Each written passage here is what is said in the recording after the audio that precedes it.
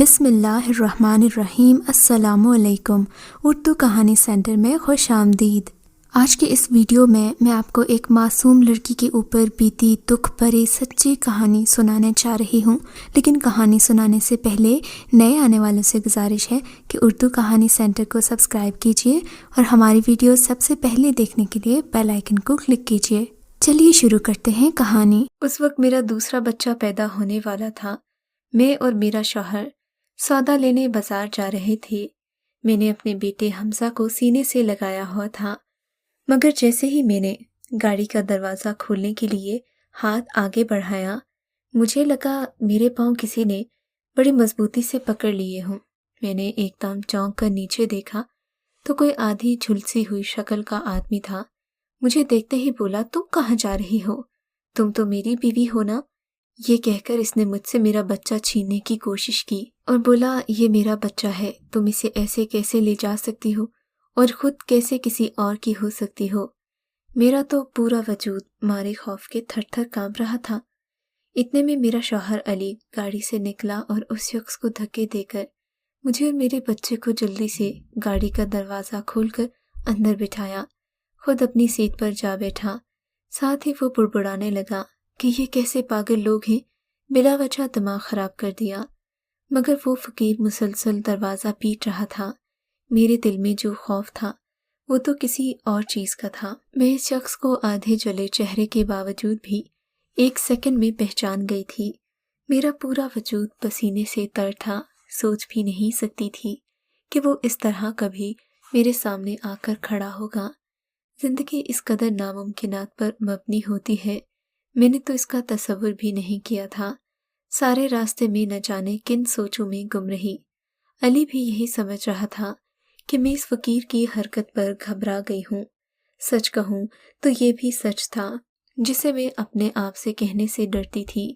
خیر، شاپنگ کے بعد جب ہم واپس اپنے گھر آ گئے تو میں اس چہرے کو اس گلی میں دوبارہ تلاش کرنے لگی، مگر وہ مجھے کہیں نظر نہیں آیا۔ میں نے اپنے بیٹے کو مضبوطی سے سینے سے لگا رکھا تھا۔ میں نے اللہ کا شکر ادا کیا کہ وہ شخص وہاں سے چلا گیا اور گھر کے اندر چلی گئی۔ اس کے بعد کافی دنوں تک وہ مجھے دوبارہ کہیں نظر نہیں آیا، مگر میرے اندر ایک انجانا سا خوف تھا۔ مجھے یوں لگ رہا تھا جیسے کوئی انہونی ہونے والی ہے۔ میں ڈرتی تھی کہ کہیں اس شخص سے دوبارہ واپسی نہ ہو جائے اور مجھ سے میرا بچہ اور میرا شوہر نہ چھن جائے۔ رفتہ رفتہ میرے احساسات معمول پر آنے لگے۔ شاید میں اس کی ایک جھلک کو بھولنے پر کامیاب بھی ہو جاتی، مگر ایک روز جب میں اپنی چھت پر کپڑے سکھانے کے لیے گئی تو میری نظر گلی کی نکڑ پر پڑی جہاں وہ فقیر زمین پر بیٹھا ہوا تھا۔ اس نے اپنے آپ کو ایک چادر میں لپیٹ رکھا تھا، بس اس کا آدھا چہرہ نظر آ رہا تھا۔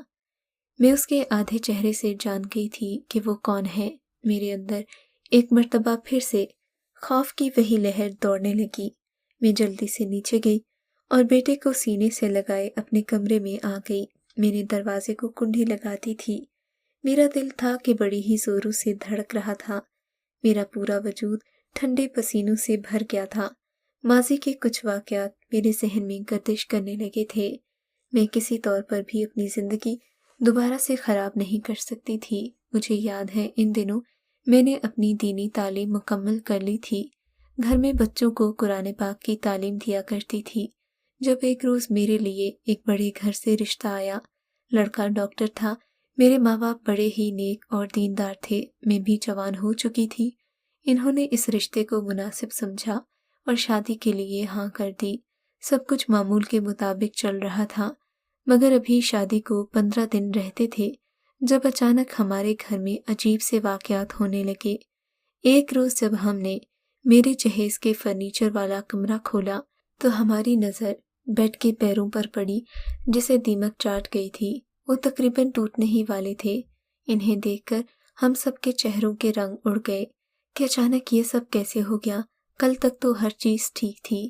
پھر ابا نے جلدی سے کاریگر کو بلوایا جس نے اسے ٹھیک کیا اور اچھی طرح سے اسپرے بھی کروا لیا، مگر اس کے بعد پھر ایک دن گھر میں موجود تازہ مٹھائی کے ڈبوں سے اس قدر جان لیوا بدبو آنے لگی کہ اللہ معاف کرے किसी भी मेहमान ने मिठाई को मुंह तक नहीं लगाया। एक दिन जब घर में सजावट करवाने के लिए कुछ मजदूरों को बुलवाया तो मैं जमीन से एक सीढ़ी चढ़कर बरकी कुमकुमे लगा रही थी। अचानक सीढ़ी गिरी और उसके साथ वो भी जमीन पर आ गिरा। उस बेचारे के न जाने जिस्म की कितनी हड्डियां टूट गई थीं। मैं अपने वालिदैन की इकलौती बेटी थी और वो मेरी खुशी को दिल खोल कर मनाना चाहते थे, मगर जो कुछ भी हो रहा था इस घर में एक अजीब सी परेशानी का माहौल बन गया था। खैर, शादी का दिन आ गया। उस रोज़ भी जैसे ही खाना मेज़ों पर लगाया गया, उस वक्त मक्खियों की ऐसी भरमार हुई कि किसी मेहमान ने खाने को मुंह नहीं लगाया। हर कोई यही कहकर घरों को मुड़ गया कि हराम की कमाई थी, इसीलिए अल्लाह की तरफ से अजाब नाजिल हो रहे हैं। लोगों की ये बातें मेरा कलेजा छलनी कर रही थी। दुनिया वाले कितने खुदगर्ज होते हैं, जो दिल में आए कह डालते हैं। खैर, माँ बाप का घर छोड़ने का दुख और उनकी परेशानियों की फिक्र, हर रिश्ते ने मेरा दिल गमगीन कर रखा था। रुखसती के बाद मैं अपने ससुराल आ गई, मगर जैसे ही मैंने घर के अंदर कदम रखा, यहाँ का माहौल भी अजीब था। हर तरफ अजीब बदबू फैली हुई थी। लेकिन मैं इस बात पर हैरान थी कि कोई भी मेहमान टस से मस नहीं हुआ। कहीं ऐसा तो नहीं कि मुझे कोई नफसियाती बीमारी है। मगर उस वक्त मैं नौब्याहता दुल्हन थी, सो मैंने इन चीज़ों को नज़रअंदाज किया और घर में दाखिल हो गई। मेरे शौहर यानी आमिर, उनकी माँ और बहन ने मेरा बड़ा पुरतपाक अंदाज में इस्तकबाल किया था। वो दोनों तो मेरे सदके वारी हुई जा रही थीं। मेरी शादी की पहली रात थी। मैं और आमिर हम दोनों बहुत खुश थे, मगर शादी की रात ही आमिर ने मुझसे एक ऐसी बात कह दी जिसने मुझे हैरान कर दिया। उसने मुझ नौब्याहता दुल्हन से कहा कि मेरी माँ और बहन हमारी सलामती के लिए कोई वजीफ़ा कर रही हैं, इसलिए फ़िलहाल कुछ दिनों के लिए तुम्हें इस घर की मुकम्मल जिम्मेदारी संभालना पड़ेगी। मुझे ये बात अजीब लगी थी, क्योंकि लड़कियां शादी के 1 महीने बाद तो मुकम्मल लाड उठवाती हैं और मेरा शौहर पहले ही दिन मुझे काम पर लग जाने को कह रहा था। खैर, मैंने उनका कहा मान लिया, मगर इस बदबू की वजह से मेरे सर में शदीद दर्द हो रहा था कि मुझे उल्टियां आना शुरू हो गईं। घर के किसी और फर्द को बदबू महसूस नहीं हुई। पेशे के एतबार से आमिर डॉक्टर थे। इन्होंने फौरन मुझे एक दवा दी और पूरी रात मेरे सिरहाने बैठे मेरा सर दबाते रहे। अगली सुबह मेरी तबीयत काफ़ी बेहतर थी, लिहाजा मैं काम पर लग गई थी। मेरी सास और नंदें सारा दिन अपने कमरे में बंद रहती थीं। किसी को भी इस कमरे में जाने की इजाज़त नहीं थी। अली ने मुझे बताया था कि अगर कोई इनके वजीफे में दखल अंदाजी करेगा तो उसे भारी नुकसान हो सकता है। मैं भी एक दीनदार लड़की थी, ये चीज़ें समझती थी, सो मैं चुप रही। मगर न जाने क्यों मुझे यहाँ रहकर बहुत उलझन होती थी। मैं सारा दिन काम कर कर के थक जाती, मगर मेरा शौहर ख्याल रखता था। यही वजह थी कि मेरे दिल में भी उसकी मोहब्बत बढ़ती जा रही थी। वो घंटों मुझसे प्यार भरी बातें करता रहता था और ये उसका मामूल था। मैं तो इस बदबू वाले माहौल से तंग थी, लिहाजा मैंने पूरे घर का फर्श धो डाला, मगर मजाल है जो इस बदबू में ज़रा भी कमी आई हो। एक रोज़ मैं बाजार में सौदा लेने गई तो अचानक एक बूढ़ी औरत मेरे सामने आ खड़ी हुई। इसका हुलिया किसी पागल से कम नहीं लग रहा था। मुझे देखते ही बोली, क्या तुम आमिर की बीवी हो? मेरी आंखें उसके सवाल पर हैरत के मारे फटी की फटी रह गईं। मैंने बेयकीनी के आलम में सर हिलाया तो वो बोली, यहाँ से भाग जाओ और वापस कभी मत आना, वरना गजब हो जाएगा। उसकी लाल आंखों से मुझे खौफ आ रहा था। उसका लहजा इतना सख्त था कि कोई भी डर जाए। मैं वहां से उल्टे कदमों वापस लौट आई। घर आकर मेरे दिल में अजीबो गरीब वहम और वसवसे उठने लगे थे। ऊपर से इस बू ने मेरा दिमाग खराब कर रखा था। मुझे कुछ समझ में नहीं आ रहा था कि क्या होने वाला है। इस सब में बस एक ही चीज़ अच्छी थी कि मेरा शौहर मुझसे बेपनाह मोहब्बत करता था। खैर, मैंने उस पागल औरत को नज़रअंदाज कर दिया और अपने मामूल में लग गई। मेरा जब ज़्यादा जी बोझल होने लगता तो मैं तिलावत करने लगती, जिससे मुझे इस बदबू के एहसास में कोई कमी महसूस होती। इन्हीं दिनों एक हादसे में मेरे अम्मी अब्बा इस दुनिया से रुखसत हो गए। अब मैं इस दुनिया में बिल्कुल अकेली हो गई थी। आमिर ने मेरा बहुत साथ दिया। मैं मामूल की तरह जिंदगी की तरफ लौट रही थी कि एक रोज मुझे वो पागल औरत अपने घर की गली में नजर आई। वहां भी उसने मुझे दूर से देखते ही इशारा किया कि भाग जाओ। मैं एक मर्तबा फिर उसे देखकर डर गई। मैंने घर का दरवाजा बंद कर लिया, मगर अब मेरे अंदर सच्चाई जानने की जस्तजू थी। मेरी सास और नंद तो हर वक्त कमरे में कैद रहती थी। शौहर दिन भर काम के सिलसिले में बाहर रहता, सो मुझे घर में कोई रोक टोक नहीं थी। मैं साथ ही एक दुकान पर कुछ चीजें लेने के लिए गई तो वो औरत मुझे फिर नजर आई। बोली, देख लड़की, तू जितनी मर्जी कोशिश कर ले, इस बदबू से तेरी जान नहीं छूटेगी। अगर तू अपनी जान बचाना चाहती है तो इसी वक्त यहाँ से भाग जा।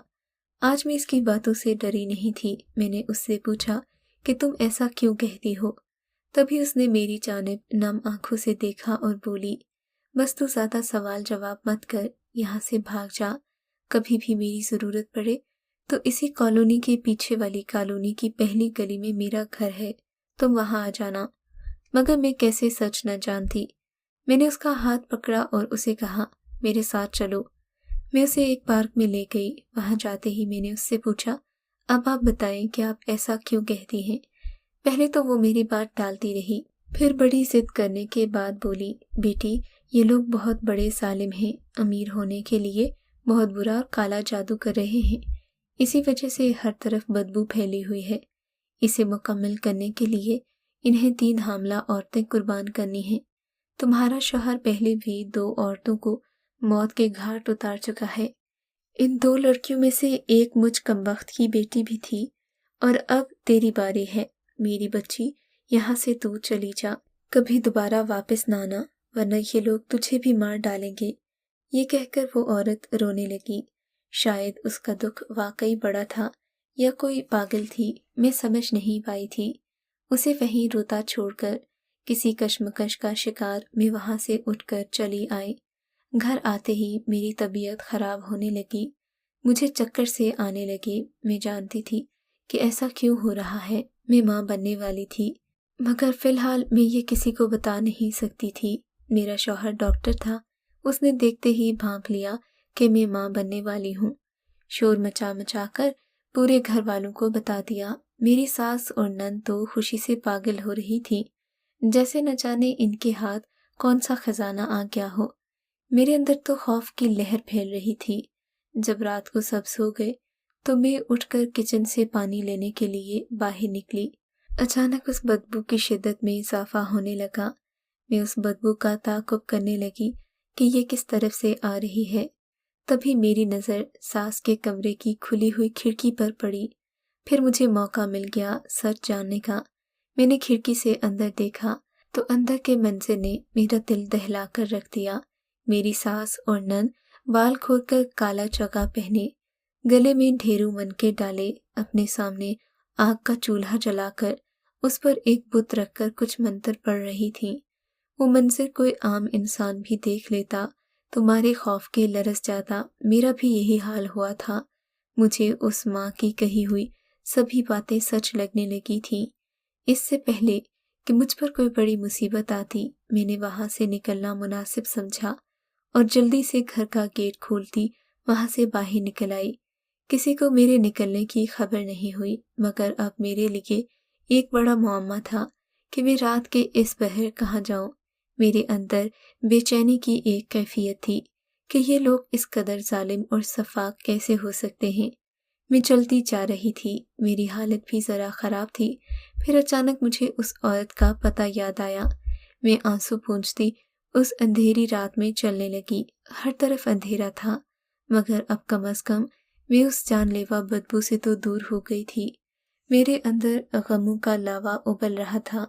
न जाने कितनी देर चलने के बाद बिलाखिर मैं अपनी मतलूबा जगह पर पहुंच गई। जोर जोर से दरवाज़ा पीटने लगी। मुझे चंद ही मिनट गुजरे थे कि उसी बूढ़ी माँ ने दरवाज़ा खोला। हैरत की बात ये थी कि उसने मुझसे कोई सवाल नहीं किया, मुझे पकड़कर अंदर ले आई। मैं रो रही थी, मेरा दिमाग बंद हो गया था। उसने मुझे चारपाई पर लिटाया और मेरे पास बैठकर कुरान की तिलावत करने लगी। میری حالت رفتہ رفتہ سنبھل رہی تھی، تھوڑی ہی دیر کے بعد مجھے اپنی طبیعت بہتر محسوس ہونے لگی۔ میں نے اسے ساری بات بتا دی۔ تب وہ بولی، اب تو پریشان نہ ہو، میں تجھے کچھ نہیں ہونے دوں گی، تو بس میرے ساتھ یہیں رہے گی۔ پھر اگلے ہی دن ہمیں معلوم ہوا کہ اللہ کی کرنی ایسی ہوئی کہ میرے سابقہ شوہر کے گھر میں آگ لگ گئی تھی اور وہ سب لوگ جل کر راکھ ہو گئے۔ اللہ نے مجھے بہت بڑی مصیبت سے نکال لیا تھا۔ اب میں اسی اماں کے پاس رہنے لگی۔ اس کا گھر زیادہ چھوٹا تھا اور نہ ہی زیادہ بڑا، درمیانی سی چند کمروں پر محیط ایک عمارت تھی جس میں وہ اکیلی رہتی تھی، مگر گھر صاف ستھرا رکھتی تھی۔ میں بھی اس کے ساتھ اس کے گھر کی صفائی کا خیال رکھتی۔ اچانک ایک روز میری طبیعت ایسی خراب ہوئی کہ میں اپنے بچے سے ہاتھ دھو بیٹھی۔ اس روز میں بڑا روئی تھی، مگر اسی ماں نے مجھے سنبھال لیا اور اس تکلیف سے بھی نکال لیا۔ ابھی مجھے وہاں آئے کچھ ہی دن گزرے تھے کہ اماں کا ایک بیٹا جو دوسرے شہر پڑھنے کی غرض سے گیا ہوا تھا، وہ گھر آ گیا۔ یہ بڑا ہی خوبصورت نوجوان تھا۔ اس کی آنکھوں میں ایک عجیب سی کشش تھی۔ اس نے آتے ہی ماں سے میرے متعلق پوچھا۔ انہوں نے اتنا بتایا کہ میری دور پرے کی بھانجی ہے، اکیلی تھی اسی لیے یہاں رہنے آ گئی۔ پھر میری عدت پوری ہوتے ہی اماں نے اس کی شادی مجھ سے کر دی۔ اس نے علی کو میرے ماضی کے متعلق کچھ نہیں بتایا۔ ہم نے نئی زندگی شروع کر لی۔ میں نے اپنے ماں باپ سے رابطہ کرنے کی کوشش کی، مگر مجھے معلوم ہوا کہ وہ دونوں محلہ چھوڑ کر جا چکے ہیں۔ اس کے بعد میں ان کے بارے میں کبھی جان نہیں پائی۔ اللہ نے مجھے ایک چاند سے بیٹے سے نوازا جس کا نام میں نے حمزہ رکھا۔